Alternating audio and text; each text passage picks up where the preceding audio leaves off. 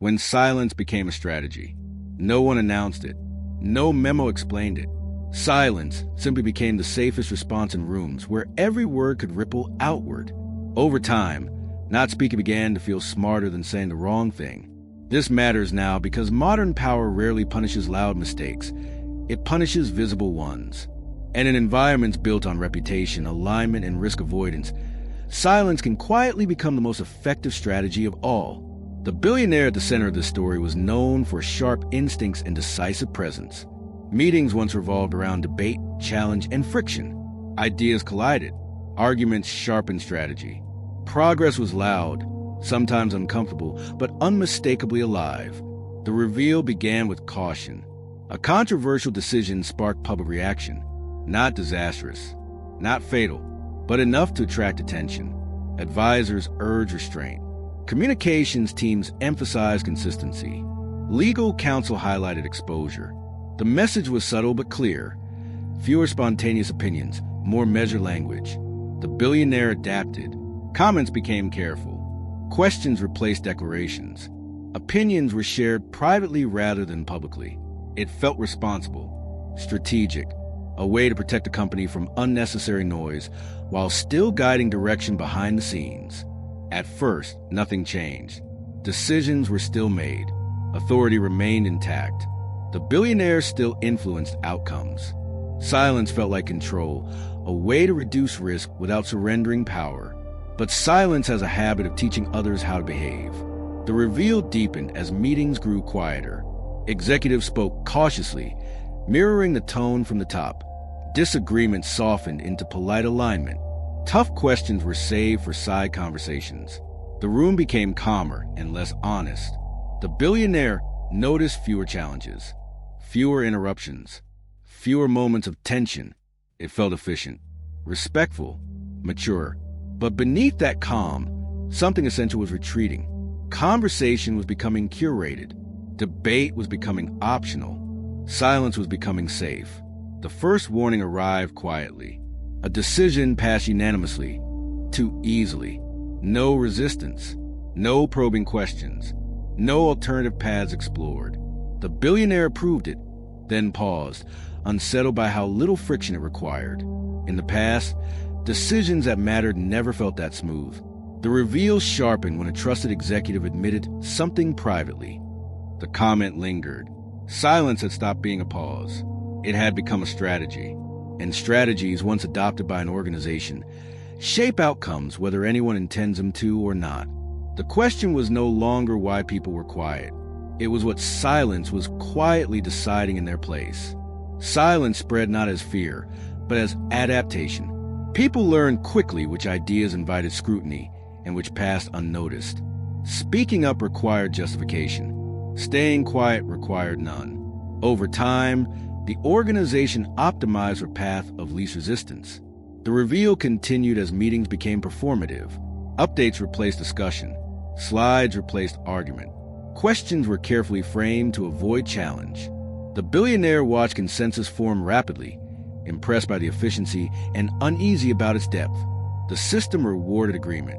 Those who raised concerns were labeled cautious, then difficult, then unnecessary, not punished, just slowly excluded from momentum. Their meetings were fewer, their input less requested. Silence, on the other hand, kept careers safe and schedules full. The billionaire did not intend this, but intention is irrelevant once behavior spreads. The conflict sharpened during a pivotal strategic discussion. A proposal carried significant long-term risk. The data looked solid, the narrative compelling. The billionaire waited for pushback. None came. The room nodded in unison. The vote passed quickly. The billionaire approved it and immediately felt something was wrong. Not because the decision was flawed, but because no one had tested it. No one had challenged assumptions. No one had asked the uncomfortable questions that once defined strength. After the meeting, the billionaire pulled aside a senior leader they trusted. The answer was quiet. That sentence carried weight. Silence had not just reduced noise. It had removed dissent. And dissent is not disruption. It is early warning. The emotional tension deepened as the billionaire reflected on recent outcomes. Decisions were being made faster, but with less resilience. When problems emerged, they were harder to fix. Surprises were more frequent. The system reacted instead of anticipating. Silence had created the illusion of alignment while hiding fragility. The conflict was no longer cultural. It was structural. Because once silence becomes the safest option, truth becomes dangerous. People stop offering insight not because they lack it, but because offering it costs more than withholding it. The billionaire began to see the pattern clearly. By modeling restraint, they had unintentionally trained the organization to avoid discomfort. The absence of disagreement was not a sign of maturity. It was a sign of suppression. And suppression does not eliminate risk. It concentrates it. The realization unsettled the billionaire deeply. The strategy that had protected reputation was now endangering judgment. Silence was no longer neutral. It was shaping decisions.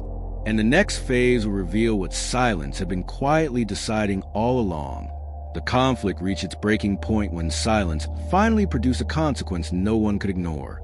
A major initiative launched smoothly, approved quickly, and celebrated internally for its efficiency. Everything had moved exactly as planned, except reality. Early indicators began flashing within weeks. Adoption lagged. Unexpected resistance surfaced. Costs crept upward in places no model had flagged. Individually, the signals seemed manageable. Collectively, they formed a pattern the organization had lost the habit of confronting. The billionaire sensed it immediately.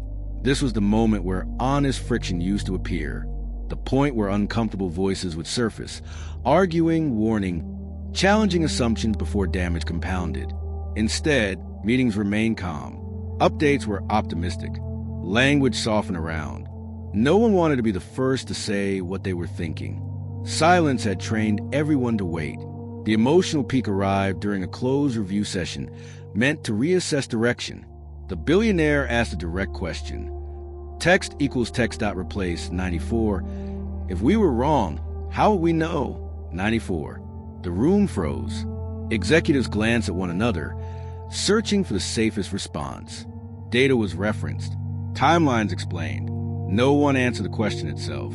No one said the word wrong. Silence filled the gap where judgment should have been. That was the moment the billionaire understood the full cost.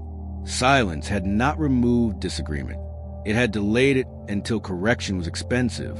In private conversations afterward, the truth emerged in fragments. Concerns people had held for months. Doubts never voiced. Risks everyone saw, but no one wanted to surface alone. Each person assumed someone else would speak. No one did. The organization had become polite, aligned, and dangerously brittle. When pressure increased, silence did not protect reputation.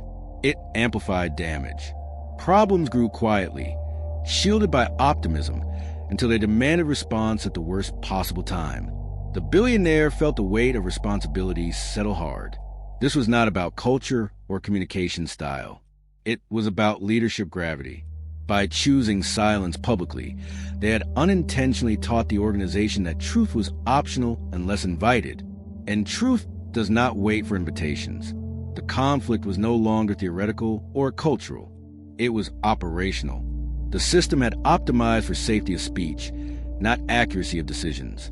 Silence had become the default defense, and defenses, when overused, turn inward. The billionaire faced an uncomfortable realization. The greatest risk in the room was no longer disagreement. It was the absence of it. And unless silence was confronted directly, the next consequence would not be subtle. It would be unavoidable. The climax arrived when the billionaire chose to break the silence themselves. In a leadership session unlike any other, they set aside slides, data, and prepared remarks, and spoke plainly. They acknowledged what everyone felt but had learned not to say. Silence had protected comfort, not truth, and comfort had begun to cost the company real momentum. Then the billionaire did something unexpected. They invited disagreement, not politely, not symbolically, forcefully. They asked leaders to challenge assumptions in real time, to speak before certainty, to voice concerns without waiting for permission. The room resisted at first. Habits do not dissolve easily.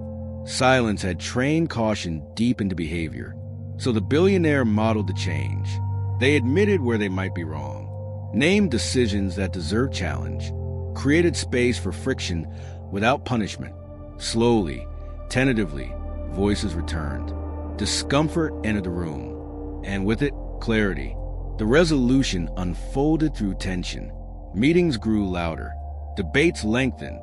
Some ideas broke under scrutiny. Others strengthened. Decisions took longer in discussion, but moved faster afterward. The organization relearned how to surface risk early.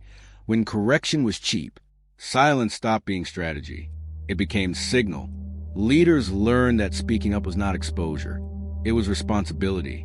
The culture did not become chaotic.